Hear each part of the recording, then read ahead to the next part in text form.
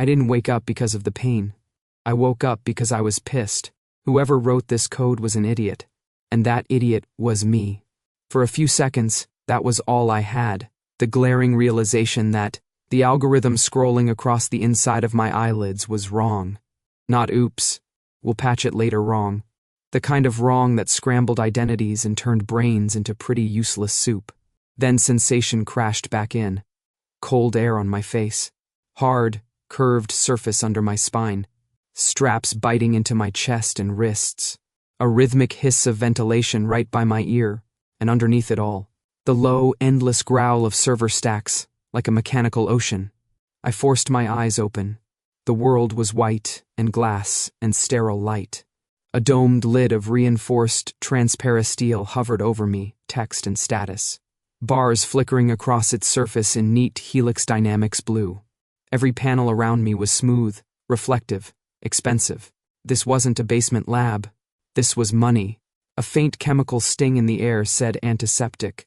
Another sharper note said ozone. And the heavy, metallic taste on my tongue?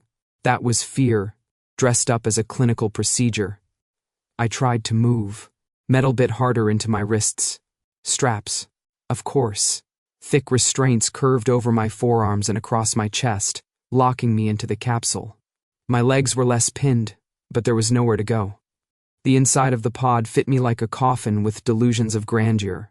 Subject AR-03, neural activity resuming. A soft synthetic voice chimed above me. Proceeding with sequence. Great. I wasn't even a name here. Just a label. My head throbbed. Something in it throbbed harder. I focused inward and felt it. The hot, overclocked burn of the implant at the base of my skull. A dense knot of neurowires interfacing with my limbic system. Around my throat, cool and snug, sat the other piece. The collar. My very own Omega suppressor, humming quietly against my skin. Most Omegas got suppressors to keep them calm, compliant, chemically dulled. Mine was upgraded. Call it a professional hazard. If you asked Helix Dynamics, they'd say alphas were their proudest product line. Living weapons with teeth and claws and corporate loyalty coded down to the bone. But anyone who's ever watched a board meeting knows the truth. The real power, the terrifying power, is always in whoever writes the rules, or in my case, the ones and zeros. Betas were usually the brains, designers, engineers, the rare free-range genius if they hadn't been bought early. Omegas, more often than not, were assets, for companionship, politics, breeding, not for writing code that could turn an alpha army into a bunch of confused puppies. So, yeah, me, an Omega, locked into a Helix lab capsule, with my own upgraded suppressor and a burning implant, staring up at a cascading neural algorithm on the pod's HUD. Everything about this screamed, bad life choices, Arlo. The code hovered above me in ghostly lines, mapped over my vision by the pod's interface. It was my handwriting, metaphorically, my style, my structure, my commented snark, in the margins where some system parsed and converted it into silent flags. Except right there, that line, that cluster, that was not right. If kernel load crosses this threshold before identity lock, I muttered, through dry lips, you don't just rewrite response patterns. You erase them. And where did those response patterns live? In me. Heat chased itself down my spine. My fingers twitched uselessly against the restraints. Had I done that under duress?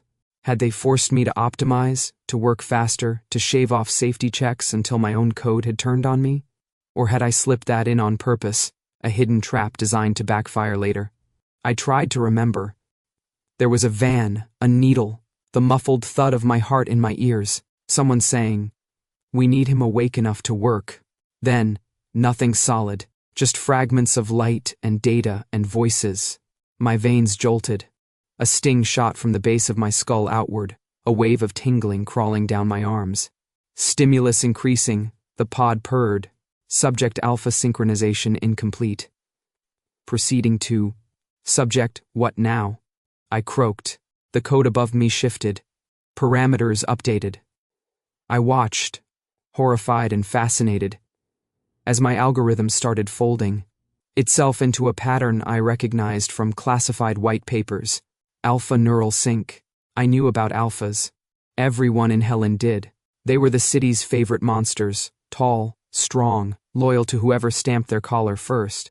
Pack-bonded enforcers and bodyguards. Growly, dangerous. Occasionally pretty, if you were into that, could snap me in half look. What nobody was supposed to have was a way to hardwire control over them. Not through pheromones, not through meds, and definitely not through direct neural interfaces. The whole point of alpha regulation laws was that they were never supposed to be programmable. My father had spent years proving that was a lie. He'd called his prototype Echo, a non-invasive signal that could hook into an alpha's instinctive processing. Nudge it, dampen it, even once and only once, disconnect it completely. A kill switch for the instinct itself. He'd also sworn it was too dangerous to exist. Then he died in a lab accident. Helix Dynamics swooped in like vultures in a suit, and here I was, strapped down inside there. We definitely don't have a legal tech facility, watching my own idiot self recompile the thing he died trying to bury. Perfect. Sequence integrity at 92%, the synthetic voice murmured. Memory locking protocol preparing. Nope. Fear snapped into focus, sharp as a needle. The fuzziness in my head shrank into a single, bright point of urgency. If that memory lock engaged with Echo still unstable, my head would be a disaster zone. Best case, I'd lose chunks of myself. Worst case, I'd become exactly what they wanted. A living port, a convenient doorway, for them to walk through whenever they wanted to play with their new toy. And I had no intention of becoming anyone's USB port. I forced a breath in, out. Anger settled over the panic like a layer of glass. Fine, I'd screwed myself with the code. I could unscrew it. Open dev menu, I whispered. And nothing happened. Right. Voice commands were locked. Hands useless. External terminals out of reach. But they'd hooked the implant into the pod. And my implant wasn't just an input device. It was my playground. I closed my eyes and dove inward, feeling for that familiar electric buzz where metal and nerve met. The suppressor around my neck hummed a warning, like it could sense me thinking something unsupervised. Relax, I muttered in my head. I'm just about to save both our asses. I nudged a process here, tripped a feedback loop there. The pod's sensory channel was broad and unprotected, meant to drown me in images and commands. I fed a different signal back up it. Noise. Raw. Unstructured static. For a second, nothing changed. Then the white world above me flickered. Warning, the pod said. Voice suddenly fractured. Sensory channel? Channel? Channel. The HUD glitched, code stuttering into garbage characters. Good. One more push. I slammed the static harder into the ports, felt the implant burn like it was taking a blowtorch to my skull. My vision went white, then black, then snapped back in broken fragments. Panels, ceiling, text, panels, nothing.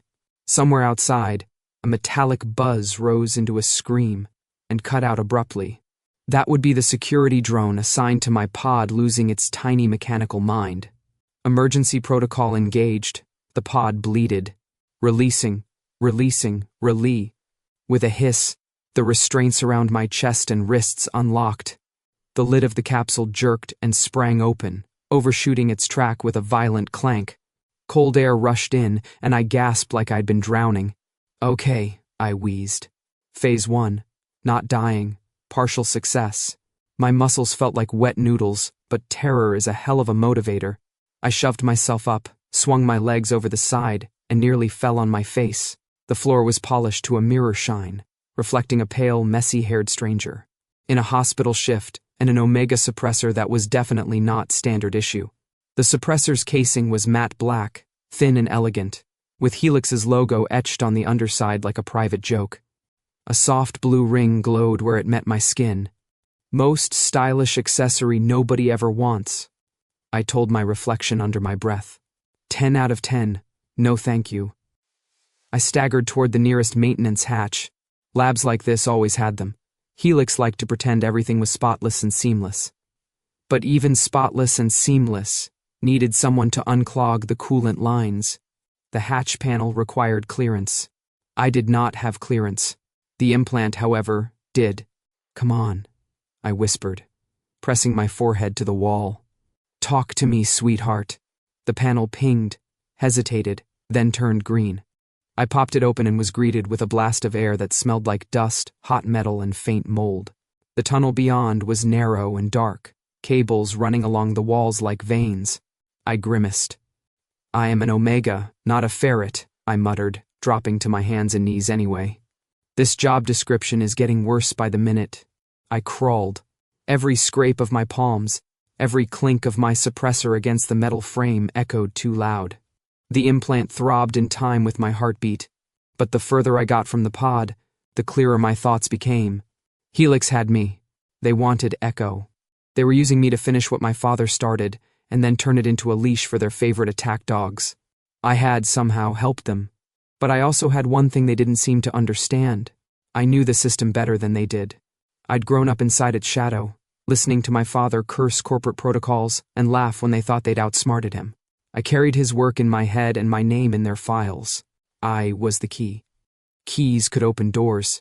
They could also lock them, or break in the lock and make sure no one ever used it again. A faint tremor shook the tunnel. I paused, heartbeat spiking, and angled my head toward a vent grate.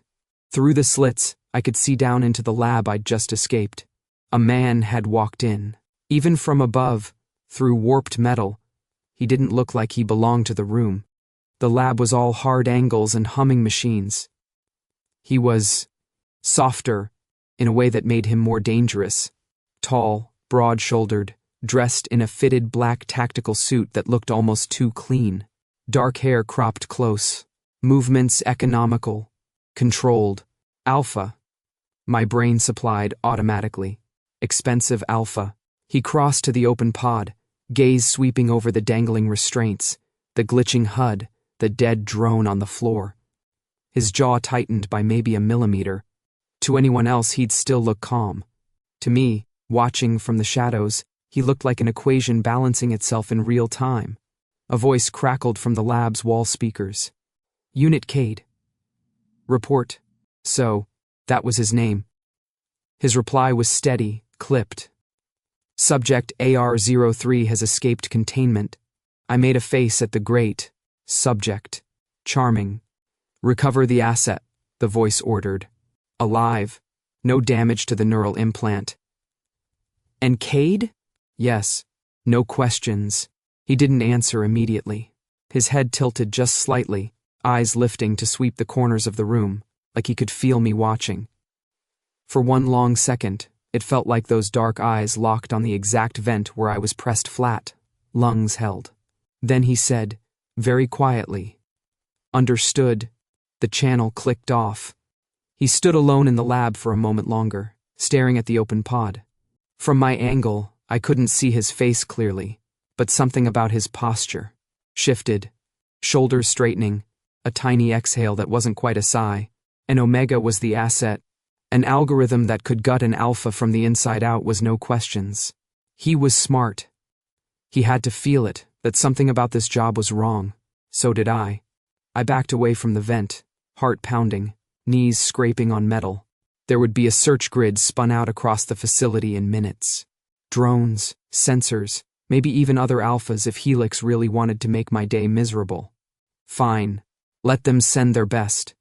I had my father's ghost in my head, a half-finished monster of an algorithm, and one very pissed-off alpha named Cade on my trail. I also had something Helix seriously underestimated, a desperate omega with nothing left to lose, and a talent for breaking the rules written for him. Phase 1 was done. I wasn't dead. Time to make sure they regretted leaving that an option. Helen always looked better from far away. From the air, from a glossy ad, from the top of a tower with your eyes half closed, and your brain pretending you didn't know better. Then it was beautiful. A city of glass and light, layered streets, wrapping around each other like ribbons. Transit streams glowing in clean straight lines, towers stabbing the sky. From ground level, right after you'd crawled out of a corporate death pod and your socks were still hospital issue, it was just loud. The first thing that hit me when I stepped out of the Helix Tower's service exit was sound, traffic from at least 3 levels. of roads above and below, vendors yelling over each other, the whir of delivery drones and police drones and ad drones. The second thing was light.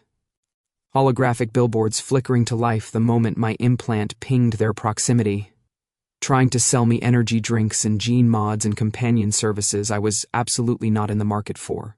The third thing was the smell. Hot pavement, recycled air, street food that made my stomach growl and lurch at the same time. Helen was made of glass and metal and noise, stacked in layers. Walking through it felt like being trapped inside someone's screensaver. Too shiny, like it was desperately trying to distract you from the emptiness underneath. I hunched my shoulders and pulled the stolen lab jacket tighter around me, keeping my head down as I merged into the pedestrian flow. The helium light hospital shift peeked out from underneath, but it mostly just made me look like an underpaid medtech on a smoke break. The suppressor collar was the problem. It hugged my throat snug and obvious, its faint blue ring humming with quiet authority. Anyone with eyes could tell it wasn't basic issue. Omegas wore collars, yes, but not ones that matched the building they'd just escaped from. I needed to blend in. Fast. The nearest solution blinked at me in glowing letters. Self-fit. Fast fashion. Paper size. Perfect. I pushed into the shop, a narrow slice of space squeezed between a noodle stall and a med kiosk. Rows of plain clothing hung on auto racks, sliding along rails as the system scanned your body and suggested cuts that would maximize your social appeal. The clerk, a bored beta with a fading neck tattoo, glanced up, saw the suppressor, and immediately decided I was not his problem. He went back to scrolling his feed. Lucky him. I stepped into one of the fitting alcoves. Glowing lines swept over me, taking measurements. The display wall lit up with options, neutral hoodies, jackets, jeans, shoes. I picked the plainest black hoodie, dark jeans, and a pair of sneakers that didn't. It make me want to cry, then hijack the payment prompt with a flick of thought. A gentle chime in my head as the implant bridged to the shop's terminal, bypassing the enter your ID screen and telling the system a very convincing lie about a prepaid corporate account. The collar buzzed faintly, like it disapproved of unauthorized financial freedom. Get in line, I muttered. The clothes unfolded themselves from the wall. Self-fitting tech adjusted seams around me, tightening and loosening with little tugs. In 30 seconds, I went from escaped test subject to tired citizen of the Neon Empire. I checked myself in the alcove mirror. Still pale, still a little wild around the eyes, but there are limits to what even Helen Tech can do. At least the hoodie's high collar helped hide mine. Step 1, look like you belong. Step 2, caffeine. The streets spat me out again, this time into a wave of lunchtime bodies. I let it carry me down 2 levels, across a transit bridge and past a plaza where a giant alpha in a security uniform smiled down from a screen, promoting some Helix Protector initiative with slogan-approved sincerity. My stomach twisted. I ducked into the first cafe that smelled like actual coffee and not reconstituted bean foam. Warm air hit me, thick with roasted beans and baked sugar. Soft lighting, cushioned benches, quiet music. The kind of place betas went on their breaks to pretend the city wasn't chewing them up outside. The line was short but moving slow. I slid into it, hands buried in my hoodie pocket, forcing myself not to flinch every time the door chimed. Next, the barista was a beta woman in her late 20s, sleeves rolled up, hair pulled back in a messy knot. She rattled off the standard greeting without looking up, fingers dancing over the touchscreen. What can I? Her gaze lifted, landed on my collar. It wasn't dramatic. Her eyes didn't widen. There was no gasp. It was a small, almost invisible softening around her mouth, something like pity tightening the skin between her brows. Get you? She finished, tone gentler. I hated that tone. A black coffee, I said. Largest you've got. And whatever pastry has the most sugar and the least visible ingredients. Her lips twitched. That would be the glazed brick. That sounds structurally reassuring. She set the order with a tap, then hesitated. Your suppressor. It's running a little hot. It was. I could feel the faint warmth radiating down my neck. The quiet thrum of power turned up. Just a little too high. No doubt a Helix safety measure to keep me calm and compliant. Yeah, I said lightly. It's a limited edition. Overheats if I think too hard. Her eyes flicked briefly to mine, assessing, then to the faint bruising on my arms where the restraints had bitten. She knew better than to ask. Betas always did. Curiosity was a luxury people like her couldn't afford. On the house, she murmured, disabling the payment before I could protest. Just drink it somewhere not in the window, okay? The door chimed again. An alpha stepped in, uniformed, shoulders filling the entrance. Not Helix, the wrong insignia, but my spine still tried to crawl out of my body. Sure, I said, grabbing the coffee and the small, suspiciously dense pastry. Thanks. I moved to the far corner, away from the windows, ignoring the way my implant buzzed like a trapped fly as it brushed against the cafe's local net. I couldn't resist a peek, though. Habit. The house system was basic. Inventory, music, customer queue. Nothing interesting. I slipped through it anyway, using it as a relay point to ping the outside grid. Helix Tower I'd escaped from loomed 3 blocks over, a spear of mirrored glass stabbing into the hazy sky. Around it, the city web was alive with traffic, environmental data, transit updates, corporate ad streams, security feeds. There, Helix internal grid, locked down and encrypted, but still bleeding tiny telltale pulses into the surrounding mesh as it tried to find something. Me. I sipped my coffee. It was too hot and too bitter. Perfect. Running silent would be smart, I told myself. So obviously you're not going to do that. I reached outward, just slightly, brushing the security framework like a pickpocket bumping against someone's pocket. The implant translated my intent into packets of data, piggybacking on legitimate traffic under a harmless ID tag the cafe's system provided. I didn't try to break into Helix. I just listened. I caught the echo of a search pattern wide as half the district. A sweep algorithm, pinging for specific tags, my neural signature, my caller's ID, biometric markers. Someone had flipped the big, expensive switches. My skin crawled. Behind my eyes, unbidden, Cade's image surfaced, the controlled movements, the calm voice in that lab, the way he'd said subject AR-03 and understood with only a fractional pause.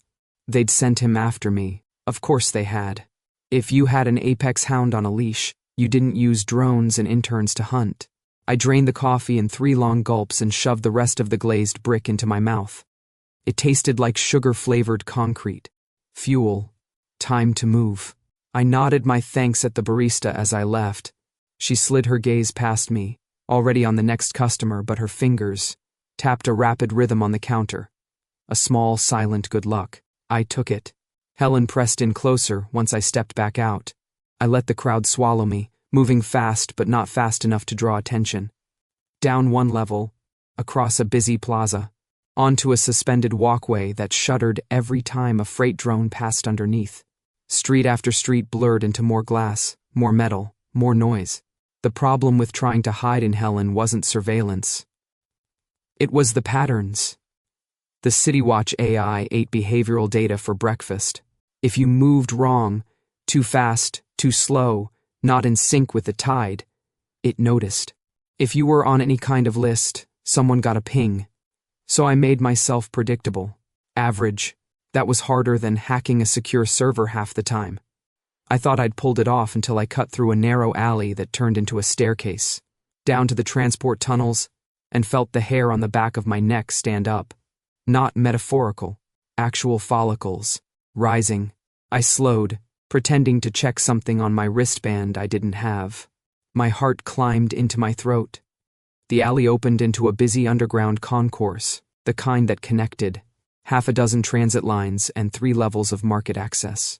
Noise slammed into me from all directions. Footsteps, voices, the screech of a tram pulling in, the hum of vending machines. And under all of it, low and steady, there it was. Alpha. Most people didn't notice it. Or they noticed but didn't have the vocabulary for it.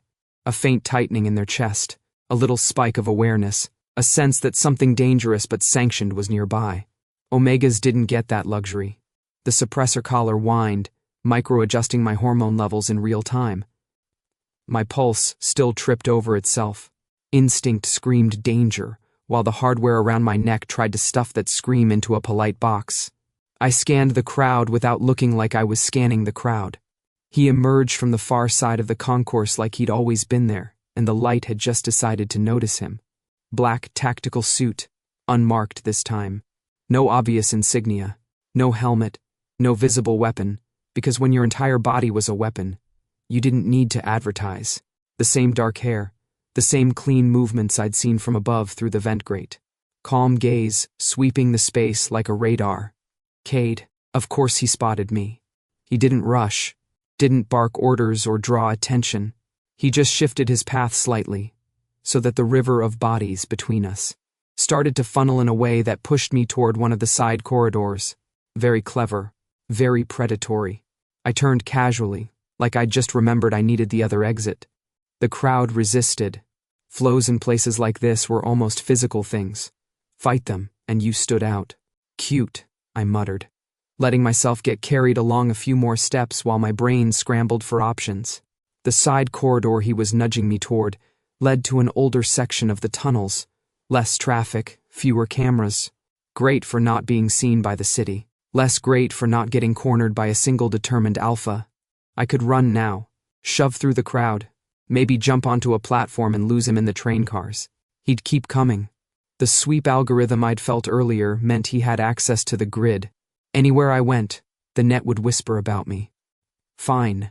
If I was going to get cornered anyway, I might as well pick where. At the last second, I turned into the side corridor on purpose. The sound dampened immediately. The main concourse's roar faded into a muted thrum, replaced by the echo of my own, footsteps and the occasional overhead announcement crackling from old speakers. The corridor sloped downward into a tunnel lined with flickering lights. A few people hurried through, heads down, eyes tired. No one looked at me twice. At the far end, stairs led to a lower platform.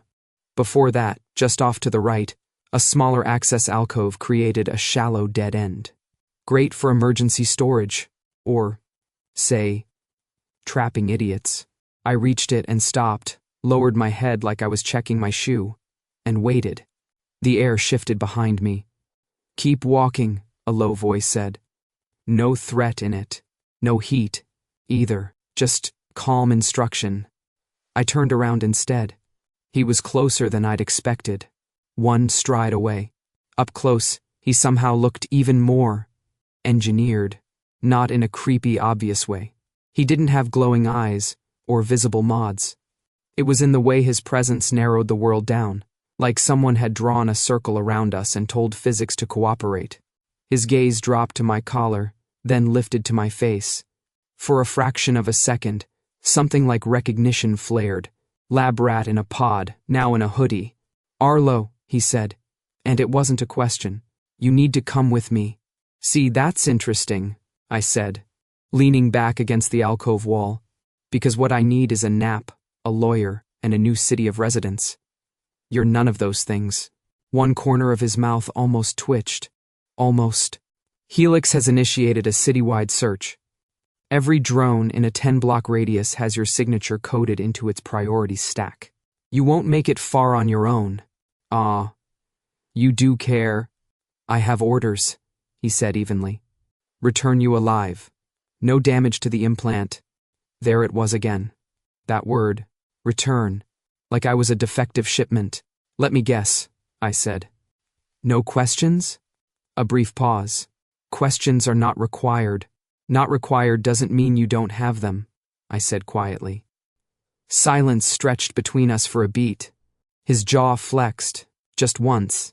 Up close, he was annoyingly good-looking. Clean lines, calm eyes. The kind of handsome that would make half the city swipe right without reading the profile. Somehow, that irritated me more than the fact he was here to drag me back to the lab. You're way too pretty to be a corporate monster, I blurted out. Is that in your contract? Must look good on propaganda posters while crushing dissent? His brows ticked up the smallest bit. I'm not here to be pretty.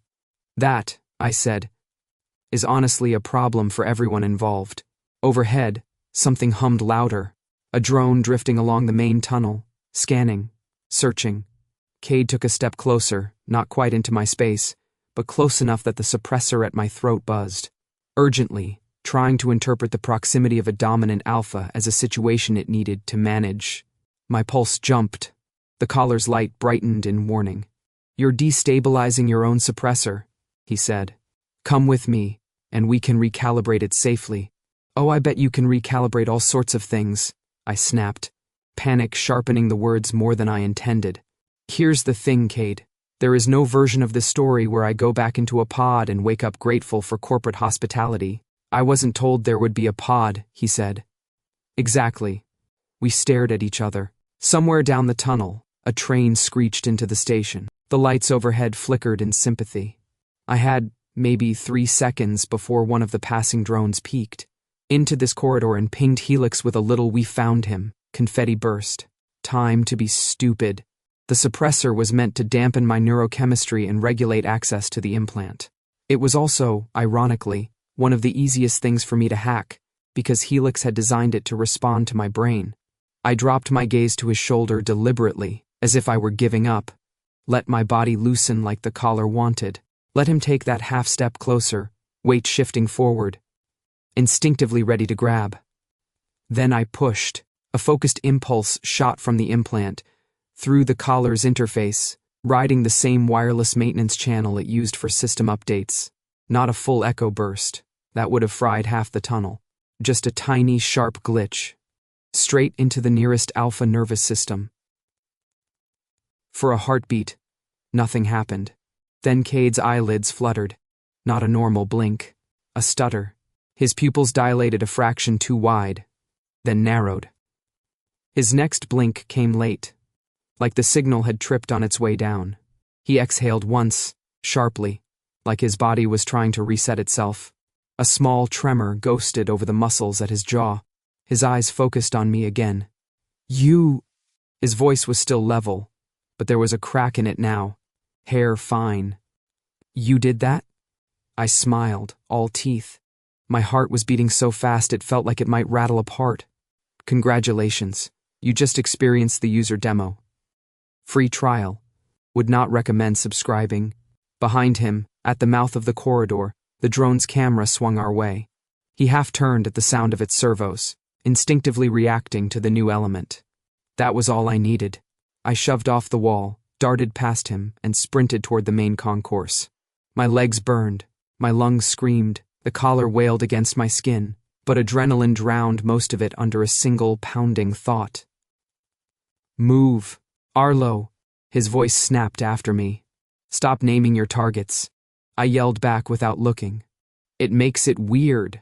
The concourse exploded into view again, a chaotic blur of bodies and noise. I didn't slow. I vaulted onto the nearest escalator, going up while it went down, nearly, colliding with 3 people who swore at me in 3 different languages. "Sorry," I gasped, grabbing the handrail and dragging myself upward against the moving steps. "Emergency cardio." I risked a glance back. Cade stood at the edge of the tunnel, watching me go. The drone hovered beside him, turning its sensor array between us like it was confused about which command tree to prioritize. He didn't chase, not immediately. Even at a distance, I saw the way his gaze narrowed, the angle of his head, shifting just slightly, like he was recalibrating something inside himself. He wasn't just an alpha on a leash. He was thinking, and that, more than anything, made the hair on my arms stand up all over again. Because if he started asking his own questions, this game of cat and mouse was going to get a lot more complicated. Helix didn't give up when something slipped out of its cage. It just changed the cage. By the end of the day, the city felt wrong, not in the obvious ways. The trains still screamed in on time. The billboards still lied in full color. People still shoved past each other, glued to their feeds. But under the usual digital chaos, there was a new rhythm, a low, repetitive pulse, tapping at the edges of my implant like a neighbor knocking on the wall. I ducked into a side street and leaned back against cool metal, breathing hard. My hoodie clung damp to my spine. "Okay," I muttered. "What are you doing, you sneaky bastards?" I closed my eyes and let my implant listen. The city web was a storm as always. gusts of data whipping around my consciousness. But if I filtered out the noise, ads, transit updates, weather alerts about the microclimate on level 12, there it was. A pattern. Tiny beacons, popping up across the lower districts like mushrooms after rain. Each one broadcasting a friendly, unassuming ping on an open band, free, sync point, Omega support hub, calming neurofeedback sessions. My stomach dropped.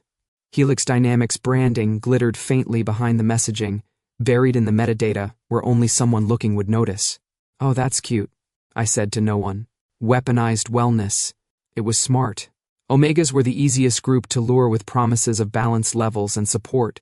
Offer them free recalibration stations. Get them to sit in a comfy chair. Attach 2 innocent-looking nodes. And if one particular Omega with an overclocked implant and a stolen algorithm happened to wander by, well, big net, many fish. One very specific shark. As if in response to the thought, my implant gave a sharp nervous buzz. For a second I felt it, like frost across glass, a trace of the echo architecture brushing along my neural interface. Not enough to control, just enough to taste. Yeah, I whispered, fingers pressing against the suppressor. I feel you. That's his work. My father had loved distributed systems. A big brain is obvious, he used to say, tapping his temple. Many small ones talking to each other. That's where you hide. Helix had taken the principle and turned the whole damn city into a nervous system. I swallowed hard and pushed off the wall. Standing still was exactly what they wanted. Time to find somewhere I could yell back at them without immediately getting shot. The nearest modular utility station squatted under an overpass, a boxy structure bolted to the side of a support column. From the front it looked like a regular public terminal, charging ports, info screens, a bench under a flickering light. From the side, if you knew what to look for, you could see the maintenance hatch. Papas, I murmured under my breath as I pried it open with numb fingers. You would be so proud of me right now, or you'd hit me with a slipper. Hard to tell, honestly. The hatch swung inward on creaking hinges, revealing a cramped space full of cables and a diagnostics interface. I squeezed in and shut the panel behind me. The air was hot and smelled like dust and overworked circuitry. It reminded me of the tiny lab closet my father used to hide in when he didn't want anyone from the board to find him. Let's make some noise, I said, dropping onto the floor and bracing my back against cold metal. I jacked my implant into the station with a thin retractable lead from my collar. A feature Helix didn't think I knew existed. Idiots. The moment the connection clicked, my vision filled with debug readouts. The station was part of the backbone for the new sync points, routing traffic and providing local processing. If I could flood it with enough garbage data, maybe I could corrupt the pattern or at least make this neighborhood's net too noisy for Helix's sweep to function well. I started a script. The simple kind my father used to joke was so dirty, it should be illegal. It was designed to mimic a malfunctioning sensor array, temperature spikes, phantom motion detections, fake error reports, nothing that would scream hack. Just incompetence. The first wave of false alerts rolled out like a wave. Thermal anomalies on level 5. A sudden spike in traffic on a road that didn't exist. A dozen sync points lighting up with conflicting status messages. The network stuttered. Papas, I said, unable to keep a small manic smile off my face. You would absolutely hit me with a slipper. But you'd do it while grinning. My head throbbed with the effort. The suppressor pulsed, trying to compensate for the neuro load. I ignored the warning twitch in my fingers and pushed the script harder. The knock came faster than I expected. Not literal. A sharp shiver through the module's casing, a metallic thunk reverberating through the maintenance alcove. Someone or something had physically hit the station from outside. I froze. Voices drifted in, muffled through metal. This is the node. Signal's dirty. Told you. Hound's driving the grid crazy. Gotta be somewhere close. Hound. Great. That would be me. Bootsteps scraped outside. Not the rhythmic stomp of corporate security boots. Lighter. Mismatched. A little sloppy. Mercenaries. Oh good. Helix wasn't the only one who'd noticed the bounty on my head. I killed the connection in a panic. The ripcord snap left my vision swimming with static. I groped for the hatch handle. and it ripped open from the other side, yanking me forward into blinding light. A hand fisted in my hoodie and dragged me out like a cat from under a sofa. I hit the pavement hard, palms scraping, air whooshing from my lungs. "Got you, little rabbit," a voice growled above me. I blinked up. 3 of them, all masked in cheap synth fabric, faces blurred by active distorters. They wore pieced-together armor over street clothes, guns slung careless but ready. Not Helix. Wrong posture, wrong uniforms. Hunters of opportunity, not company men. The one holding my hoodie hauled me up to my knees. He smelled like old smoke and ion oil. A patch on his sleeve flickered with a logo I didn't recognize. "You're making a lot of people nervous, you know that?" he said. "Helix spins up half the city's net for 1 Omega, we figure, hey. Might be worth seeing why." "You could have just sent a message," I rasped, sucking in air. "Maybe a fruit basket." He laughed, short and harsh. "You're worth more if you can still type. Don't worry. No headshots." "Reassuring," I said weakly. The second merc stepped closer, eyeing my collar like it was a prize. "That the hardware they want?" "Part of it," the first one said. His grip on my hoodie tightened. "Think the rest is in here."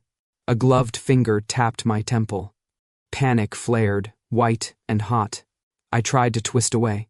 The third merc, shorter, quieter, moved fast, twisting my arms behind me.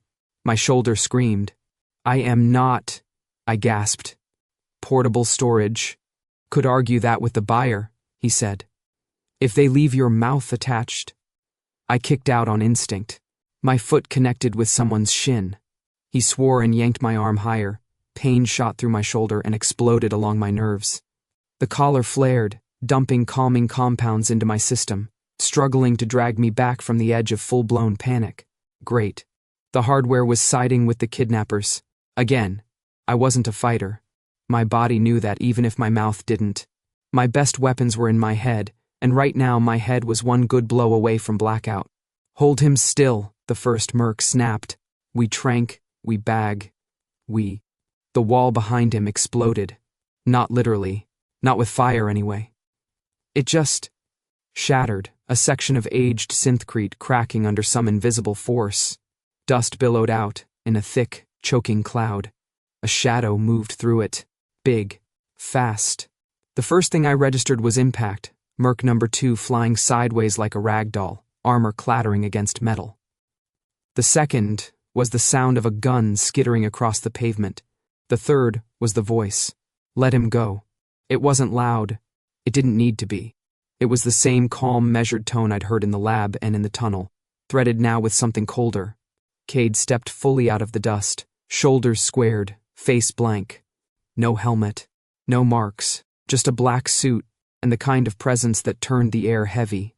The merc holding me shifted, dragging me back, shoving the muzzle of a gun against my ribs. "Back off, pretty boy," he snarled. "We saw the Helix sweep. You're not the only ones who can collect. He's freelance goods now." Cade's eyes flicked to the weapon, then to my face. A quick assessment, like he was calculating angles and outcomes on the fly.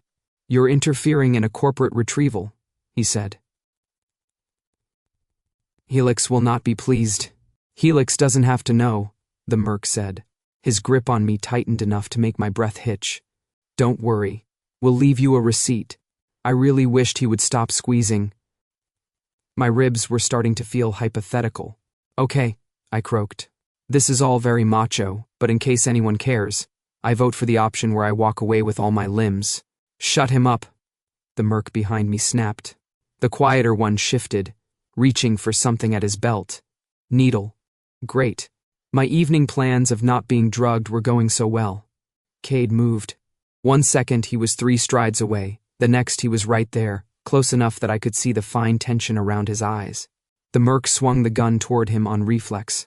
Cade caught his wrist, twisted, and the weapon was suddenly pointing at nothing, fingers crushed around its grip. Bones cracked. The merc screamed and dropped me. I hit the ground again, caught myself on hands that were already scraped raw. The needle guy lunged. Cade pivoted, driving an elbow into his chest, then sweeping his legs out from under him. It was clean, efficient violence, no wasted effort, no flashy moves. just the shortest path between threat and floor. The third merc scrambled for his gun. Cade kicked it away. Walk, Cade told him, voice flat. Now. For a second, nobody moved. Then the mercs looked at their groaning friends, at Cade's stance, at the utter lack of strain on his face, and bolted. They grabbed who they could, dragging them into the alley's shadows, boots pounding a retreat. The dust settled slowly. My heart didn't. I sat there on the ground, hands planted on the rough pavement, chest heaving. Every scraped nerve screamed at once. The terror of the grab, the echo of old lab fear, the adrenaline spike. The collar was a constant pressure at my throat, its light a steady, anxious pulse. Cade turned toward me. Are you hurt? He asked. His voice had softened. Just a fraction. Enough to make something in my chest clench harder. You just hit me with your heroism, I said, trying for light and landing somewhere around shaky. It's very traumatic. His brows drew together, like he was trying to categorize that response and failing. His gaze swept over me. Hands, arms, neck, chest, as if cataloging injuries. It lingered for a moment on the suppressor, then moved on. No obvious fractures, he said. You're favoring your left side. That's because your rescue came with complimentary manhandling, I said. 10 out of 10 for drama, though. He ignored that. Can you stand? Physically or philosophically? Arlo. He said my name like it meant something solid. It annoyed me how much I liked hearing it in his voice. I blew out a breath and pushed myself up. My shoulder protested, but nothing felt entirely broken. Just bruised and outraged. So, I said. Once I was more or less vertical. You saved me from the guys who wanted to sell me. Are you here to deliver me back to the guys who want to rent me? His jaw tightened. Helix doesn't rent people. You're right, I said. They prefer long-term leases, with no escape clause. He didn't argue. That worried me more than if he had. For a moment we stood in the narrow space between the station and the overpass wall, the city roaring obliviously above us. It felt like being in the pause between heartbeats. I can't leave you here, he said finally. They're not the only ones watching.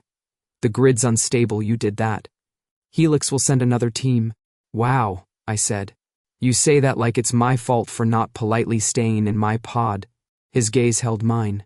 Dark, steady, frustratingly earnest. Come with me. To another cave. To somewhere less exposed, he said. You can decide what to do next once you're not in immediate danger of being tranquilized in an alley. It was a reasonable argument.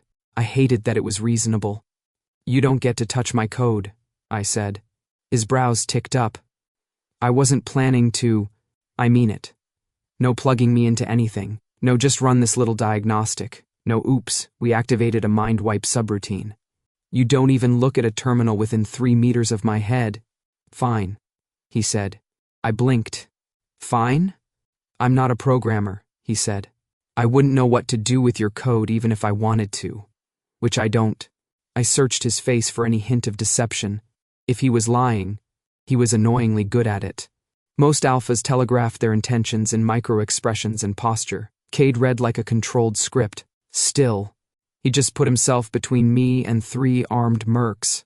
Whatever else he wasn't indifferent. Okay, I said slowly. Temporary ceasefire. I go with you. You don't touch my code. You don't hand me over to a murder pod. I never agreed to. I held up a finger.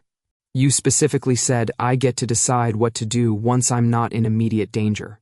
I heard that. Very clearly. My implant recorded it probably. Legally binding, etc. That ghost of a almost smile tugged at the corner of his mouth again. You talk too much. That's because if I stop, I start thinking, I said. And then I realize how stupid this is. He stepped closer, not quite crowding me, but close enough that I could feel the heat radiating from his body. The collar thrummed, trying to smooth out my reaction. Are you going to run? He asked quietly. If I turn my back? I considered lying. Decided against it. Probably, I said. It's kind of my thing. He nodded once. Like that confirmed something for him. And I will catch you. See, I said. That's exactly why it keeps working as a hobby. He shook his head, faint exhale that might have been amusement. Then he jerked his chin toward the shadowed end of the alley. "Come on," he said, "before your admirers come back with more friends." I hesitated one heartbeat longer, then fell into step beside him. Not because I trusted him, just because, for the first time since I'd opened my eyes in that pod, I wasn't trying to survive completely alone. By the time we reached the warehouse, my legs felt like they were held together with duct tape and spite. Cade had kept us off main routes, no transit tunnels, no crowded plazas, moving instead through back alleys and maintenance walkways, like he'd memorized the city's skeleton. I followed half a step behind, hoodie up, collar humming, trying not to think about how many drones were probably circling overhead with my name, or rather, my file number, queued up. We crossed a rusted catwalk over stagnant water and stopped in front of a warped metal door with no markings. From the outside, it looked like every other forgotten storage unit on the industrial.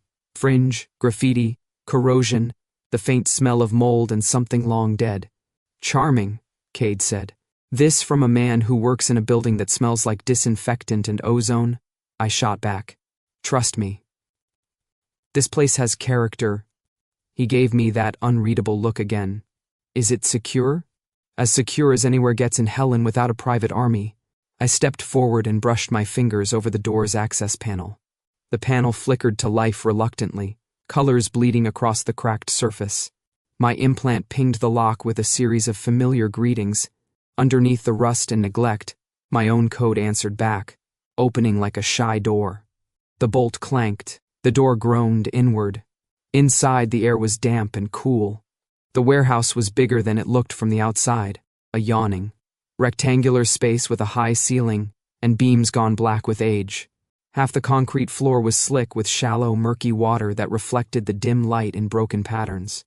On the dry side, islands of technology rose out of the gloom. Old server racks humming weakly, workbenches, cluttered with tools, tangles of cable looping from one jury-rigged station to another. A stack of plastic crates served as a table. A battered couch I'd dragged in from a curb leaned at a suspicious angle. And tucked away in the back corner, shielded by a curtain of dangling wires, was my real vault, a cluster of drives and a small, hardened console. Home. I stepped in and felt something in my chest unclench. The door clanged shut behind us. Cade lingered near the entrance, eyes sweeping the space, posture wary. Water dripped steadily from somewhere in the roof, plinking into a puddle with metronomic patience. "You live here," he said. "Not if I can help it," I replied. "It's more of a crash site. Good for hiding and terrible for everything else." His gaze tracked the cables overhead.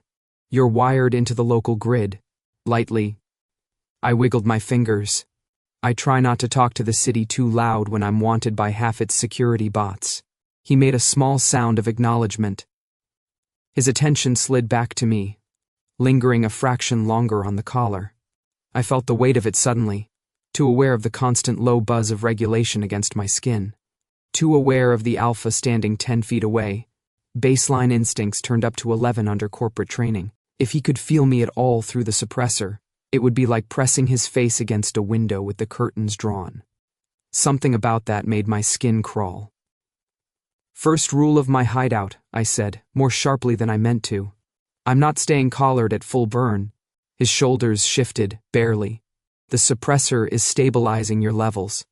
You're already overtaxed from the hacks." "My levels," I said, "are not your business." He studied me for a moment, then nodded once. "What are you going to do?" "Turn it down," I said. "Or off. Is that safe? For you? Or for me?" "For either," he said. "Guess we're about to find out." I walked over to the console in the corner. It flickered awake as I approached, recognizing my implant's signature. Lines of plain text menu code scrolled up on the flimsy screen. The suppressor's interface sat like a polite, glowing icon in the corner of my internal view. Helix had built-in admin locks and safety nets. And then I'd met those locks with a metaphorical crowbar and a childhood of watching my father cheat systems that thought they were smarter than him. "Papas," I murmured, fingers flying across the console keys. "If you're watching, this is where you either applaud or haunt me." I sent the command. The collar's hum dropped suddenly, like someone had cut the volume on an endless background track I'd stopped noticing. For a second, I felt lightheaded, the hormonal leash slackening. Then, me, raw and unfiltered, sliding into the space the suppressor had been occupying. I exhaled, maybe a little shakier than I wanted. Behind me, Cade went very still. Alphas were built, bred, trained, engineered to respond to omegas. Scent, sound, micro changes in body language, all of it fed into instincts that the law pretended didn't exist and Helix quietly commodified. With the suppressor damped down, my presence hit his nervous system like a sudden change in pressure. I didn't have to see his face to know. I could feel it in the way the air seemed to thicken, in the subtle shift of his weight against the concrete, the way his breath caught and lengthened. My own body reacted too, of course. That was the fun of being an omega. Heart rate up, skin prickling. A weird, awful awareness of his attention like a spotlight. Old training whispered, "Soften, lower your eyes, make yourself smaller, make it easy." I did the opposite. I straightened my spine, rolled my shoulders back, and turned to face him head on. His eyes were darker than usual, pupils just a fraction blown. His hands were open and empty at his sides, but there was tension in them, in the set of his jaw. He looked like a man standing at the edge of a cliff, feeling the wind tug at his clothes. "I am not," I said, very clearly, "a function of your instincts." The words dropped between us like a rock. He blinked once, slow. Whatever had flared in him a moment before, he forced it down with visible effort, like pulling a too tight lid over a pot about to boil. "I know that," he said. "Do you?" I stepped closer. The damp concrete cooled my bare ankles where the too short hospital socks didn't reach. The warehouse smelled like machine oil, dust, faint mold, and underneath that, unmistakable alpha, sharp, grounding, dangerous. My every nerve shouted about proximity and pack and bond and other things I refused to name. "Because I have spent my entire life," I said, "being evaluated as a chemical reaction waiting to happen. Omegas are heat this and receptive that. We're environments to manage, not people to listen to. Even the collars," I flicked the device at my throat, "are more about how we affect you than how we feel ourselves." His gaze never left my face. I asked if it was safe. "Not for me, for you." That pulled me up short. I opened my mouth, closed it again, annoyance tripping over confusion. "Sit," I said abruptly. "If you're going to stubbornly be considerate, you can at least be considerate while I traumatize myself with family memories." Without comment, he lowered himself onto one of the plastic crates. The makeshift seat creaked under his weight but held. I went to the back corner where the drives were stacked. The little vault there was patched together from scavenged shielding and old Helix scrap. Irony not lost on me. I opened it carefully, hands suddenly too aware of what they were about to touch. The drive I wanted was small and unremarkable. Matte gray, no labels, no logo. I turned it over in my fingers, thumb running along the edge where my father had once scratched a tiny crooked star with a tool. "For you," he'd said, on a day I'd been too young to understand what he was giving me. For later, when I'm not there to be annoyingly right in person. My throat was tight by the time I slotted the drive into the console and queued up the first file. Static crackled. Then a voice filled the warehouse, thin with compression, but unmistakable. "Okay," my father said, a little out of breath. "Test log 27 Echo Core. If you are not me listening to this, you are either my son or a corporate thief, and either way, I hope you feel appropriately judged." I snorted despite myself. "Hi, papas." Beside me, Cade stayed silent. "Theoretically," my father continued, "we can use low-grade entrainment to modulate alpha instinct, not suppress it entirely, not without doing what the ethics boards call irreversible harm to identity, which is code for our investors will be mad. But we can dampen spikes, nudge choices. In the wrong hands, that's bad. In the right hands, maybe we stop a few massacres, or finally get some sleep around here." There was a clatter in the background, the sound of metal on metal, a muttered curse. "I don't trust Helix," he said. "They say they want safety, they want control, they always want control. So we build in locks, we build in dead man's switches, We build in one very particular failsafe they don't know about. My fingers tightened on the edge of the console. Echo can do one unforgivable thing, he said softly. If triggered with a specific key, it can sever the alpha instinct root. Not just dampen, cut, once, for one subject. It's not reversible. It will leave whoever it touches. Free maybe, or broken. Depends on your philosophy. He laughed once, without humor.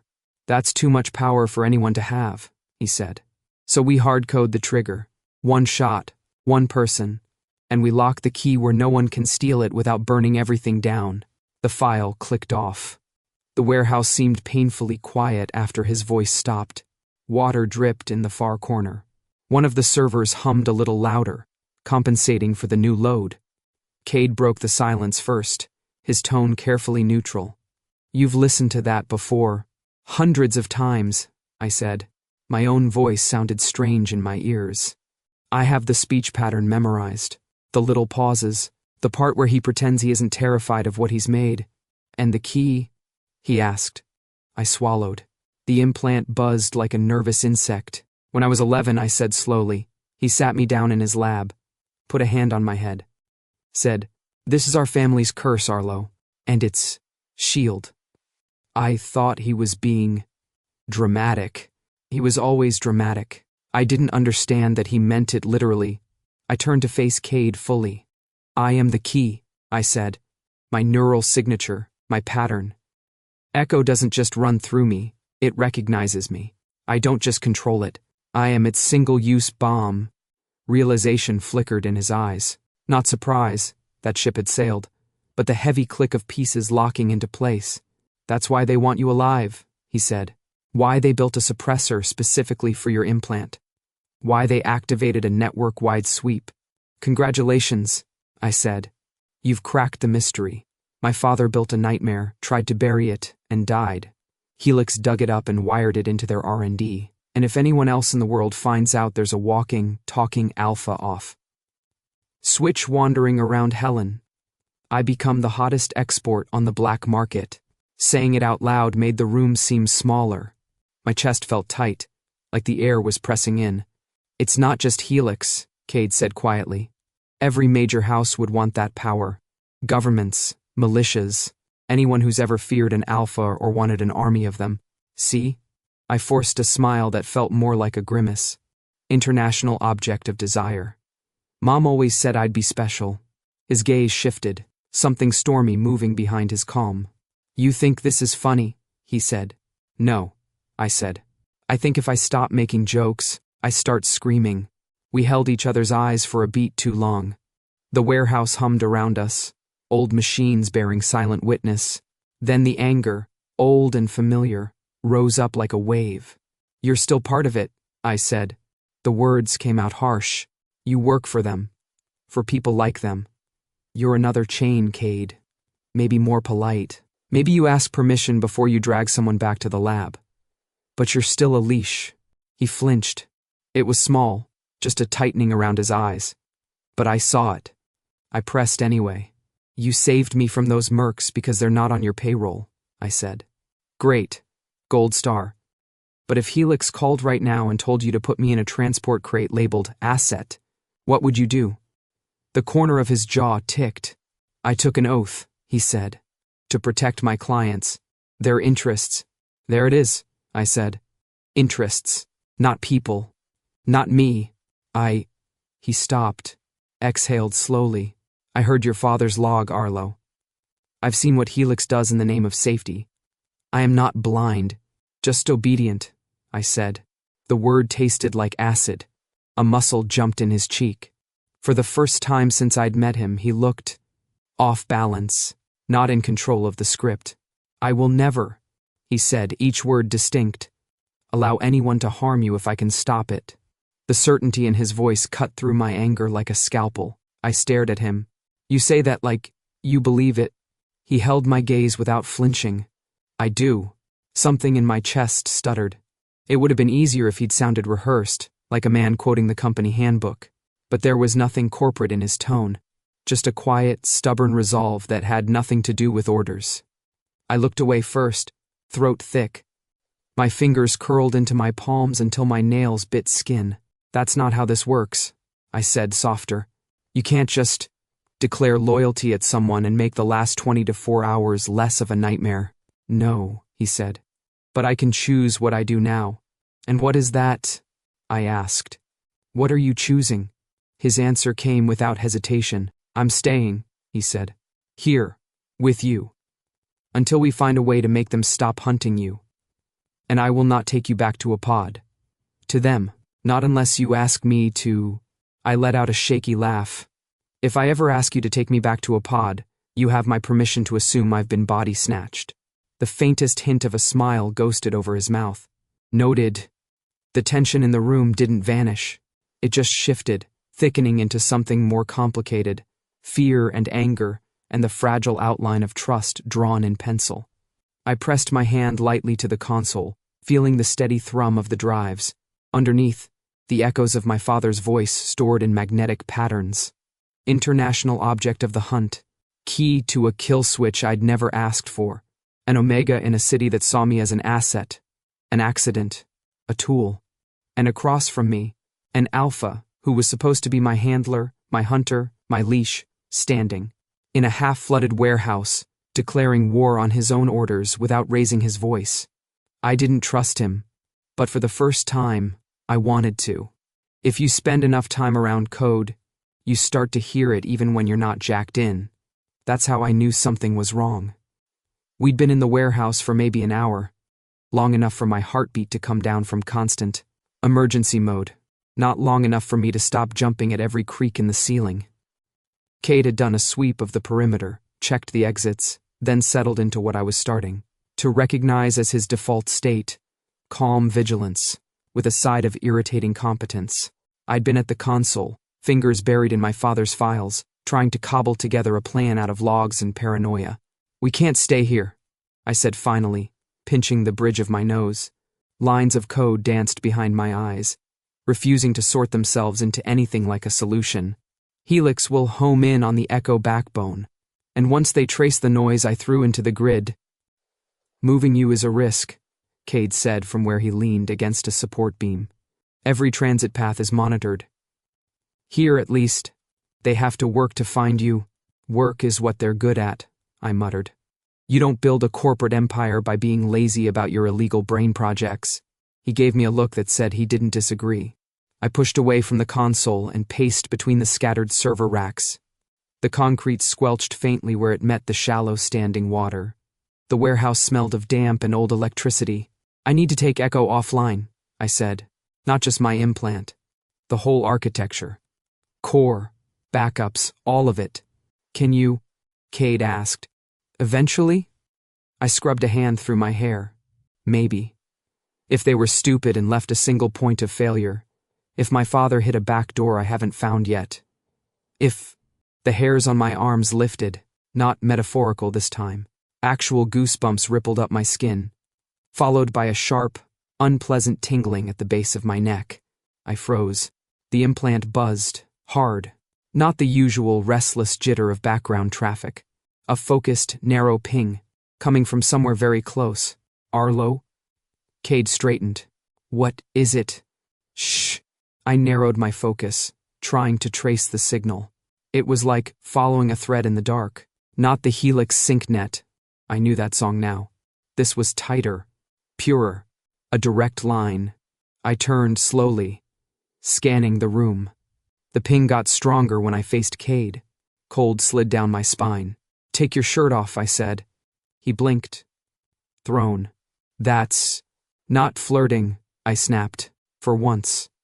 Just do it. To his credit, he didn't argue long. He stepped away from the beam, tugged his jacket off, then pulled his black tactical undershirt up over his head in one smooth motion.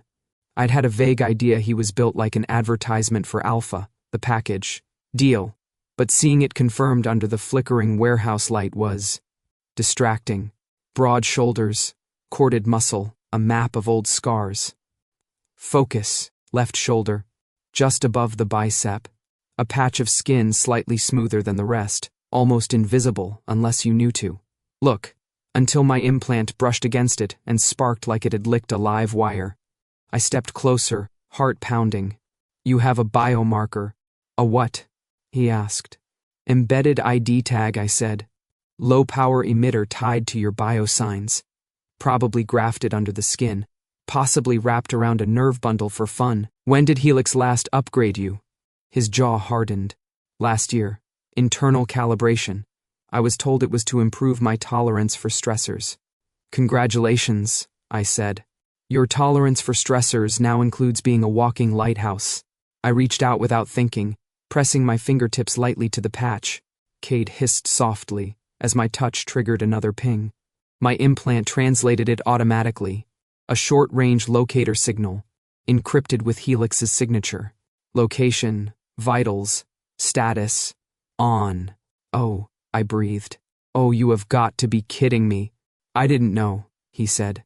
There was a snag of something in his voice. Anger, guilt, both. "They don't." "You brought them here," I said. The words came out sharper than I intended, slicing through the space between us. My chest felt tight, like someone had wrapped wire around my ribs and pulled. His brows knitted. "Arlo, you brought them," I repeated.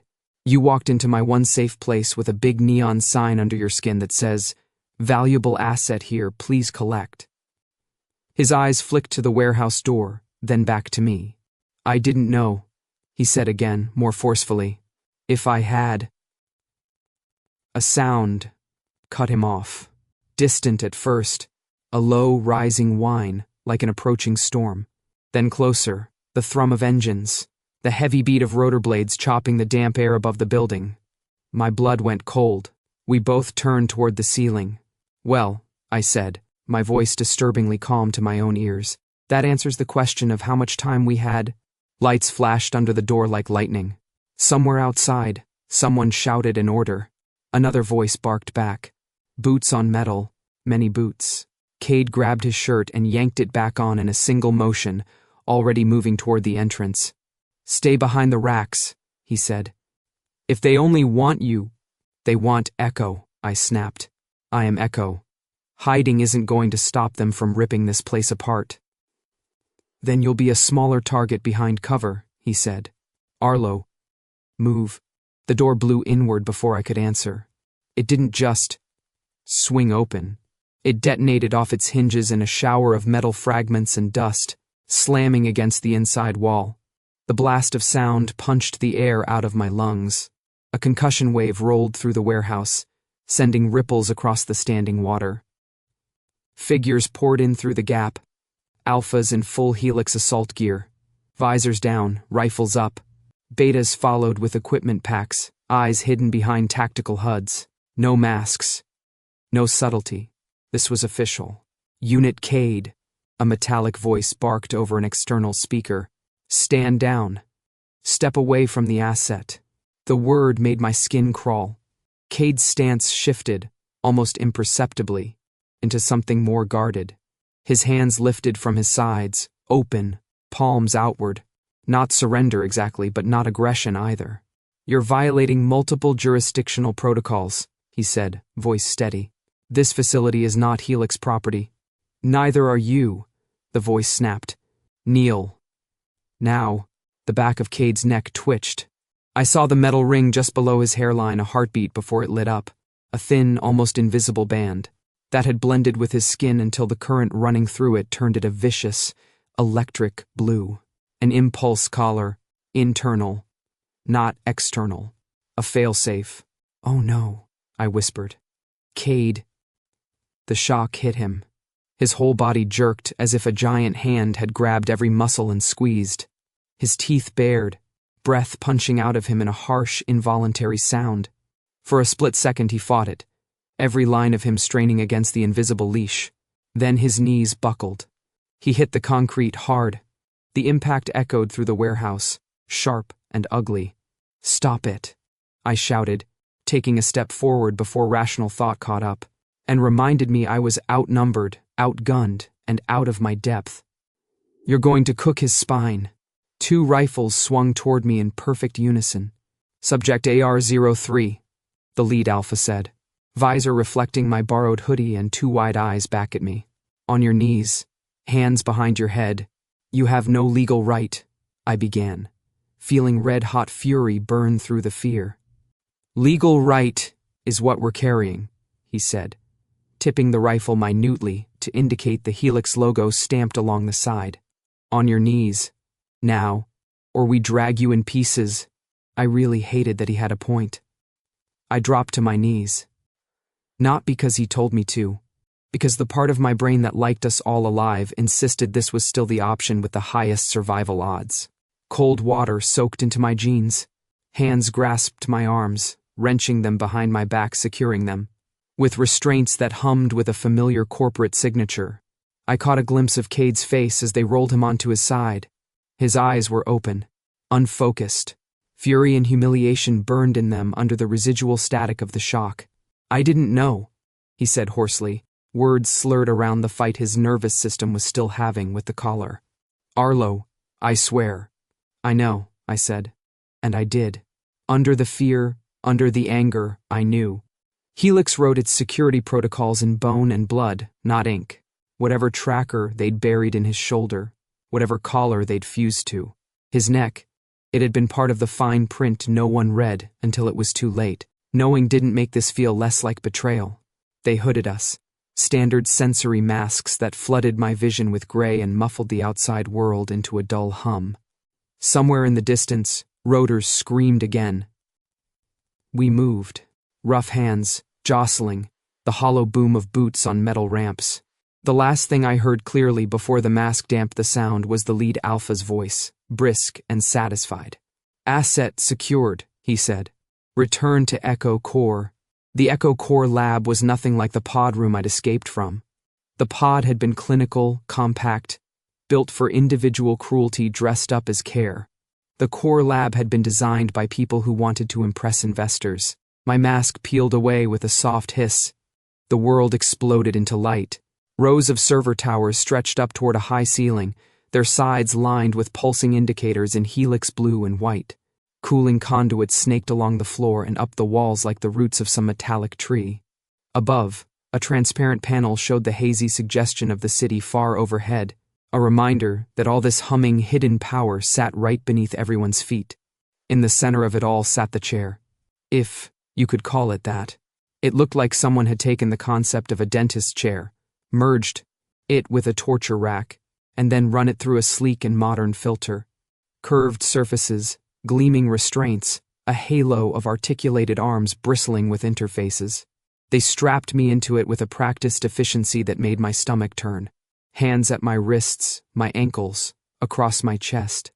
Cold contact pads pressed to my temples, my spine, the base of my skull. The suppressor collar clicked into a port at the neck rest, with a smug little sound. Subject AR-03, welcome back, a cool voice said from somewhere to my left. I turned my head as much as the restraint allowed. A woman stood by one of the consoles, dressed in helix gray, hair pulled back into a neat knot. Her badge flashed with clearance markers I knew well enough to hate. She regarded me with the calm interest of a scientist about to poke something squirmy. We were disappointed you left us earlier, she said. You interrupted a very delicate sequence. Sorry, I croaked. I had a scheduling conflict with not becoming a meat router. Her lips curved faintly.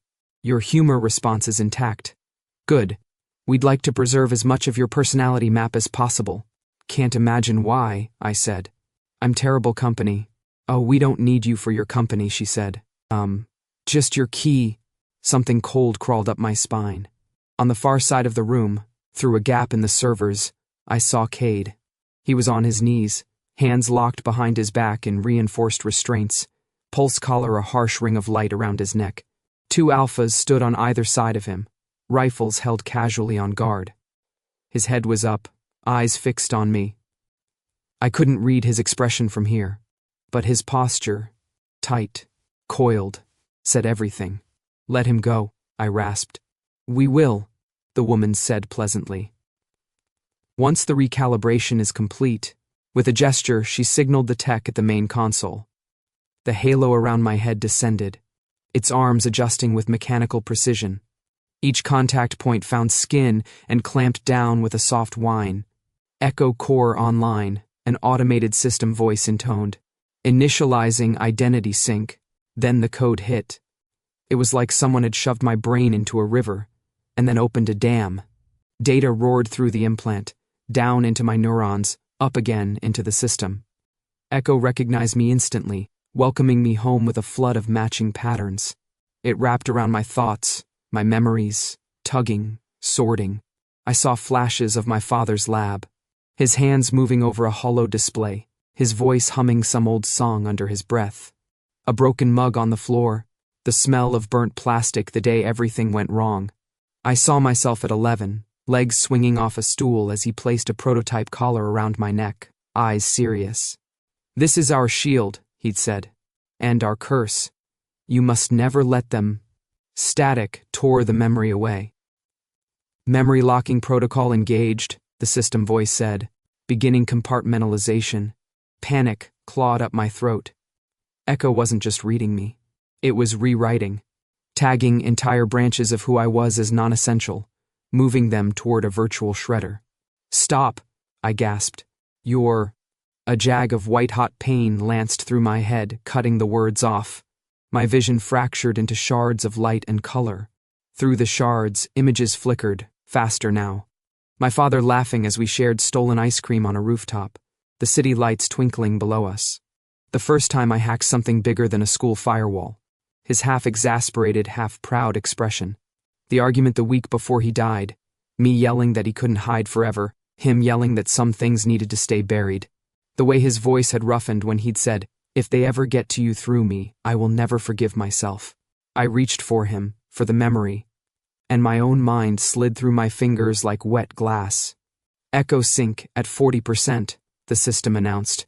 Identity abstraction in progress. I heard Cade shout my name. His voice cut through the noise like a spike. I latched onto it without meaning to. "Arlo." I forced my eyes open. The world wobbled. The lab, the servers, the blinding lights, all of it reduced to a smear of brightness around the narrowed tunnel that held Cade. He was on his feet somehow. I saw the smoking remains of the impulse collar shattered at his feet, the stunned guards who'd gotten too close. He'd broken it. How? I had no idea. Pulse collars weren't built to be ripped apart by sheer stubbornness. But here he was, chest heaving, hands still bound, charging forward like a storm in human form. Security moved to intercept. He hit them like a battering ram. Half of me wanted to cheer.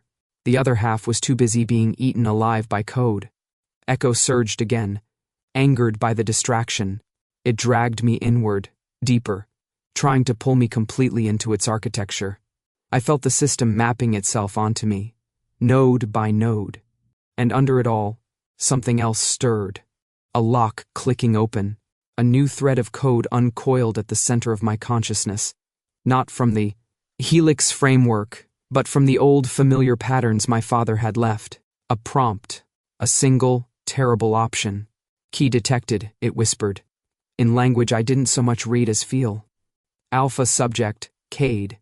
Linked. Execute root severance? YN. For a second, everything else fell away. Echo had tagged Cade. Of course it had. He was an alpha in the room, his nervous system lit up with exertion and rage, connected to the network through whatever backup hooks Helix had buried in him. The system saw him as a potential vector, a risk, a tool. If I hit yes, Echo would do what my father had built into its bones, cut his alpha instinct off at the root. One use, one target. Cade would never be Helix's weapon. No one could flip a switch and turn him against me, or anyone else. He'd be free, or broken. The system didn't care which. "Arlo." His voice again. Closer, desperately loud. I saw him through the haze, a flash of his face as he tore a restraint from his wrist on the jagged edge of a console, blood bright against metal. His eyes were fixed on me, wild in a way I'd never seen. "Open your eyes," he shouted. "Don't you dare disappear on me." My hand twitched against the armrest. I couldn't feel it. Couldn't feel my body at all, really. Just the weight of the choice pressing down. Yes, And Cade would be safe from Helix forever. Yes, and I'd be using him exactly the way they wanted to use me. No. The word formed somewhere below language. Stubborn and small and mine. No, I said, or thought, or screamed down the line. I pushed back against the prompt, against Echo's expectation, against the cold, logical inevitability. I am not turning him into this. I snarled at the code that was half my father's legacy and half corporatized horror. I am not you.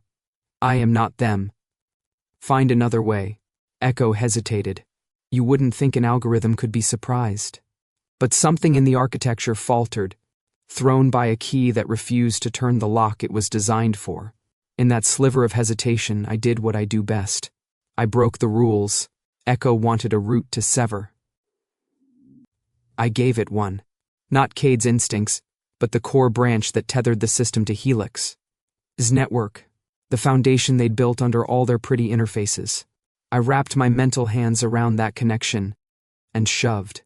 Power roared through me, a flood of heat and static. For a moment, I was the conduit my father had feared, Helix's illegal brain project incarnate. Every server tower around us hummed higher, lights climbing into the red. Warning, the system stuttered. Core load, exceeds, parameters, good. From very far away, I was dimly aware of Cade reaching the chair. Hands on my shoulders, warm and solid. His face looming over mine. Eyes blown wide. Arlo, he gasped. What are you doing? Making a mess, I managed, teeth clenched against the burn. Help me. Break it.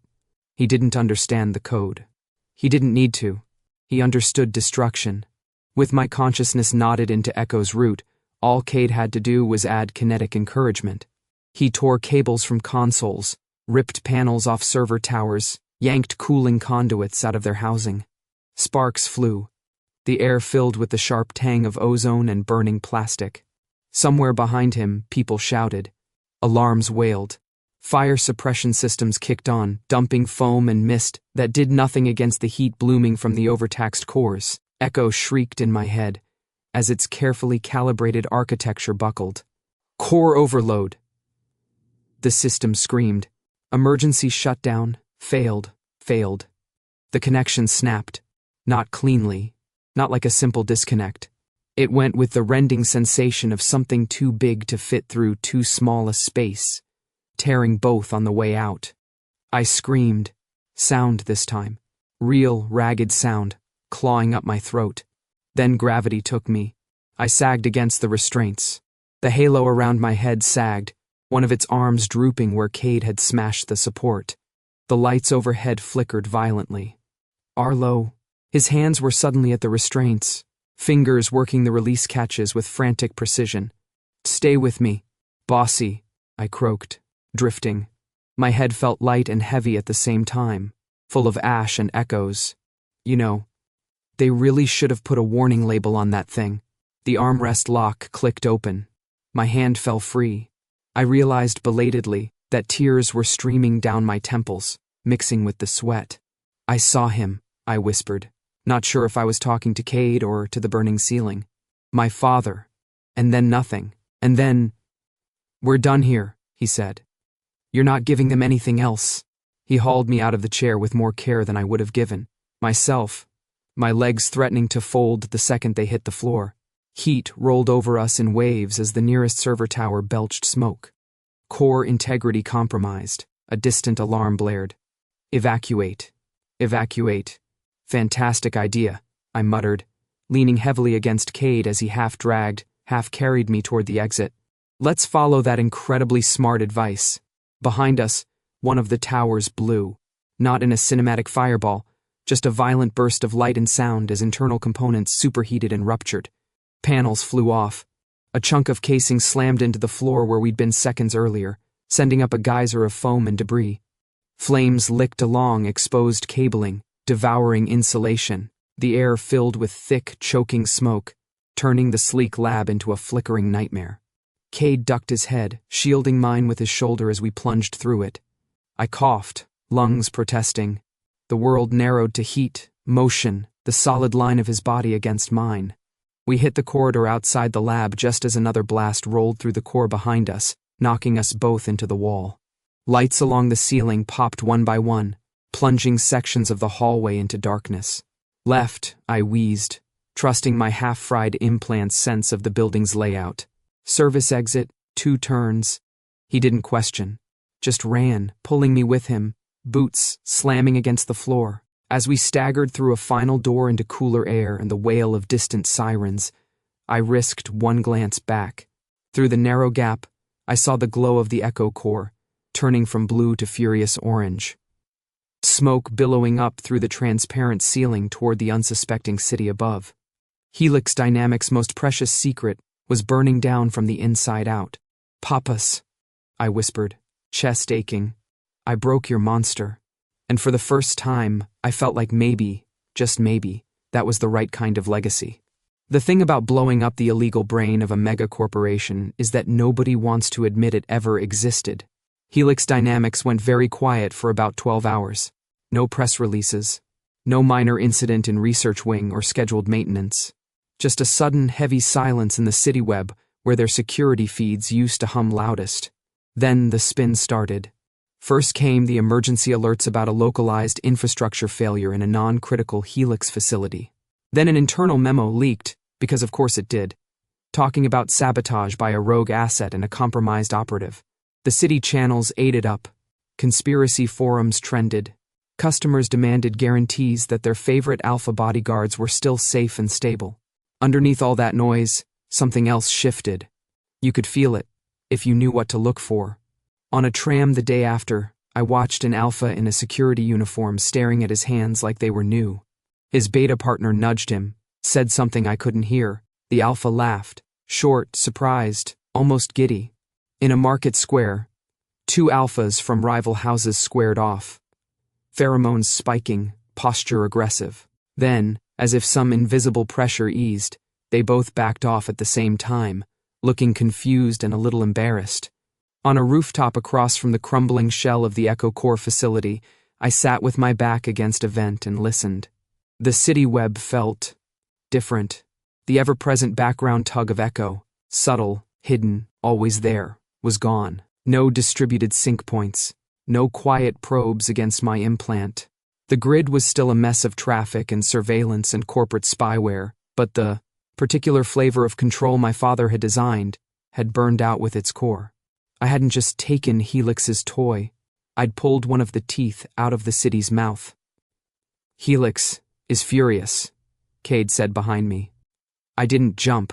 Much. Just a little twitch. He stepped around the vent and sat down beside me, back to the same warm metal, long legs stretching out. He moved a little stiffly. We were still both covered in bruises from the escape and the subsequent run-away from a burning building sprint. "How can you tell?" I asked. "Did their quarterly profit report start crying?" He pointed up at the nearest tower. A Helix hollow banner clung to the side of it like a barnacle, flashing through a series of slogans about safety, trust, and innovation. At the bottom of the loop, in smaller text, a new line had been added. Helix Dynamics denies all allegations of unauthorized neurotech. When a company says they definitely didn't do the thing, he said, they did the thing. "Wow," I said. "Look at you, almost cynical. I learned from the best," he said. Warmth prickled under my skin that had nothing to do with the vent. We were ghosts now, the 2 of us. Helix couldn't parade us in cuffs without admitting they'd had a core-altering illegal system under their HQ. They also couldn't afford to be caught having lost control of that system. Publicly, we didn't exist. Privately, I was pretty sure we were on several very colorful lists. I watched a drone skim past the edge of the roof, its sensors sweeping obliviously. It pinged my implant with the standard "you are here" handshake. Every city resident got and moved on, unsuspicious. Echo was gone. I was just another dot again. "Hey," Cade said quietly. I turned my head. He'd shaved off the regulation Helix cut since the escape. Dark hair now a little longer, softer around his face. Without the uniform, in a plain dark shirt and worn jeans I'd scrounged for him, he looked less like a weapon, more like a person who happened to be able to bench press a car. "You've been avoiding talking about it," he said. About what? I asked, fully prepared to lie. Echo, he said. And me. In the lab, I looked away again, toward the distant curl of smoke still rising from the ruined Helix facility. My chest tightened, memory and phantom code twisting together. You mean the part where I almost turned your brain into a case study? I said lightly, not exactly a fun conversation starter. He didn't look amused. You could have done it, he said. Whatever that thing was. The key, the severance. You could have used it on me. Yeah, I said, oddly tired. I know. But you didn't. That's also true. He studied my profile for a moment. Why? I opened my mouth, closed it. Words felt heavier when he asked for them like that. Steady, not accusatory, just wanting to understand. Because, I said slowly, choice is the one thing they kept taking away. I picked at a strip of peeling paint on the vent. From my father, from me, from every alpha they collared and every omega they chemically shoved into manageable. Echo was built to override instincts, to turn reactions into programmable responses. Helix took that and added their favorite seasoning, control. The wind tugged at my hair. Distant traffic hummed below. I spent years having everyone else decide what I was, I said. An asset, a risk, a problem, a solution, an experiment. I didn't get to be a person in that equation. Neither did you, or any of them. I nodded toward the city. The alphas, the omegas, the betas moving through, the streets, unaware of how close they'd been to becoming lines of code. When I had that one shot, I said, I realized I could use it to seal you into something you never chose. Yeah, it would have freed you from Helix's leash. But you would wake up one day and discover that some terrified omega decided who you were going to be for the rest of your life. I didn't want to be that person. I don't want to be them. I laughed once, brittle. So I hit the system instead. Probably stupid. Definitely dramatic. Very on brand. Silence. I risked a glance. Cade was watching me with an expression I didn't have a name for yet. There was softness in it, and something sharp. Like he was angry on my behalf and trying not to let it spill all over me. Choice, he repeated quietly. That's what they took. Yeah, I said. So I figured, maybe, just maybe, I could give it back to someone. At least one person. Even if it's just not rewriting you when I have the chance. He exhaled. Long and slow, like he'd been holding that breath for a while. For the record, he said, if you had used it on me, I would have forgiven you. I blinked. That's insane. He tilted his head. You were in pain. You were scared. You were trying to protect me from being a weapon. Those are understandable motives. Wow, I said. Your bar for forgiveness is ridiculously high. It's not about the bar, he said. It's about the fact that I chose to walk into that lab with you. No one forced that. If you'd panicked and pulled the trigger, that would have been a consequence of my choice. Something warm and hot and complicated twisted in my chest. You're infuriating, I said. You know that? Yes, he said. You tell me often. We sat in companionable silence for a while. The city moved below us, a restless animal unaware someone had just pulled a needle out of its spine. For what it's worth, he added after a moment, I feel different too. I frowned. Different? How? He considered. Lighter. Not physically, like there was a constant pressure I'd gotten used to, at the edges of my thoughts, a sense that certain options just weren't reachable. That's gone now. The instincts are still there, but they're quieter, more optional. You mean you don't automatically want to throw yourself into danger for people who don't deserve it? I said. He glanced at me. Only for the ones who do. Heat crawled up my neck. I pretended the wind was cold and tugged my hood up. Our new lab was smaller than the warehouse and significantly less damp, which I took as a sign of personal growth. It used to be a storage basement under a defunct arcade on one of the middle levels. The sign outside still flickered half-heartedly at all hours. Galaxy Fundome, the Y hanging lower than the rest. Perfect cover. Nobody looked twice at abandoned entertainment. Inside, the lab was a patchwork of scavenged stations. Old Helix terminals reset to factory, 3 battered server towers with their branding, sanded off, a nest of cables that would have given any safety inspector a heart attack. A portable generator sat in the corner, humming when the grid was being temperamental. On one wall, I'd painted a single line in black shaky letters, "We write our own patches." Cade said it was melodramatic. I said he was dating a melodramatic ex-hacker now and should adjust his expectations accordingly. We had a rhythm, the two of us. During the day, I coded. Echo was gone, but its scars remained. In the city, in the people wired into its periphery. There were gaps in alpha self-regulation where the system had once quietly nudged. Sudden spikes where Echo's dampers had disappeared overnight. I couldn't rebuild what my father had made. I didn't want to. But I could write something new, a patch, not a leash. A small, optional module alphas could choose to install into their own implants. Or collars, letting them redirect instincts instead of being dragged by them. Think of it as a consent plugin, I told Cade, watching lines of code stack up on the screen. Opt-in only. Full transparency. No hidden triggers, no corporate backdoors. You know no major house is going to sign off on that, he said from the doorway, where he was cleaning a disassembled sidearm. Good thing I'm not asking them, I said. People talk. Word will spread. One alpha uses it, finds it helpful, they tell 3 others. Underground updates are a Helen tradition. And Helix? He asked. Helix is busy pretending Echo was a hallucination and trying to figure out which faction in their own board helped it leak, I said. Let them chase their tails. We'll chase something better. He watched me for a moment, then nodded. I'll keep the tails from finding us.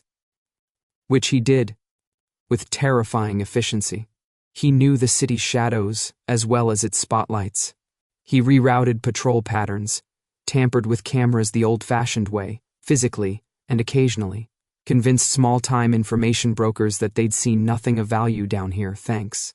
I'd never admit it to his face, but I'd never felt safer in my life than in that ridiculous, wiring-choked basement with an ex-Helix alpha between me and the world.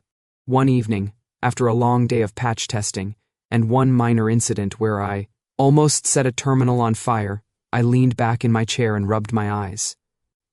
Hey, I said. Come here.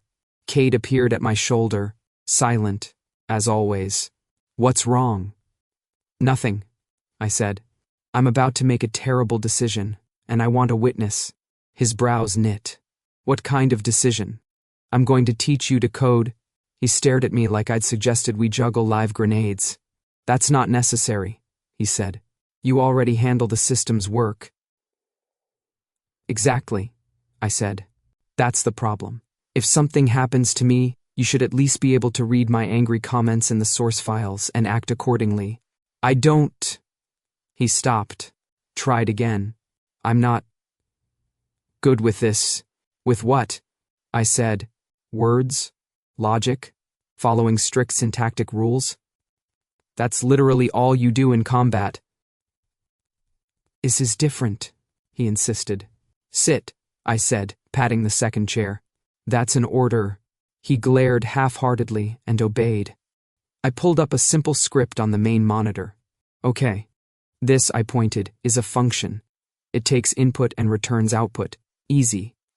Think of it as a movement pattern. You go in here, you come out there. He squinted at the lines. Why is there a semicolon there but not there? Because some long-dead standards committee decided to make my life miserable, I said. Ignore that part for now. See this variable name? Don't name things like that. That's how you get bugs. He frowned. What's wrong with X? Absolutely everything. I opened a template. All right. Your turn. Type this, if, parenthesis, input, is greater than threshold, close parenthesis, open brace. He gingerly placed his hands on the keyboard like it might bite him. 10 minutes later, he'd written 3 lines of code, all of which were correct, and all of which betrayed a startlingly precise sense of structure. He'd also tensed up so much his shoulders were practically touching his ears. You're doing fine, I said. I feel like I'm defusing a bomb, he said. That's just because I'm watching you, I said. Here, let me distract you. Try adding a condition that logs a message if the value drops below 0. He dutifully typed. I watched the cursor move. A little jerky but steady. Something about the sight.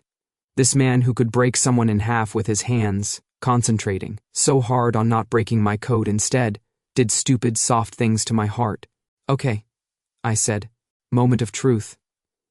Run it. He hit the execute command. Every light in the room went out. The servers whined down. The monitor flickered and died. The hum of the generator in the corner choked into silence. We sat in absolute darkness for 3 full seconds. Did I, Cade said slowly, just destroy the power supply? I stared into the black, then started laughing. I couldn't help it. It burst out of me. Half hysterical, half delighted. Oh my God, I wheezed. You just caused a cascade failure in the test environment. You crashed literally everything. Is that bad? He asked. It's fantastic, I said. Congratulations. Your very first bug took out the entire lab. That's a strong debut. I heard him exhale, somewhere between a sigh and reluctant chuckle. I was trying, he said. I did my best. That, I said, feeling my way toward him in the dark until my knee bumped his, is honestly the most terrifying part. His knee pressed back, a deliberate grounding point of contact. Somewhere above us, the city buzzed on, oblivious. Down here, in our self-inflicted blackout, I could feel his warmth, hear the steady rhythm of his breathing, and know, with a clarity I hadn't had in years, that I was exactly where I'd chosen to be. Not a function, not an asset, not a key, just Arlo, writing new code. With someone who'd chosen me back.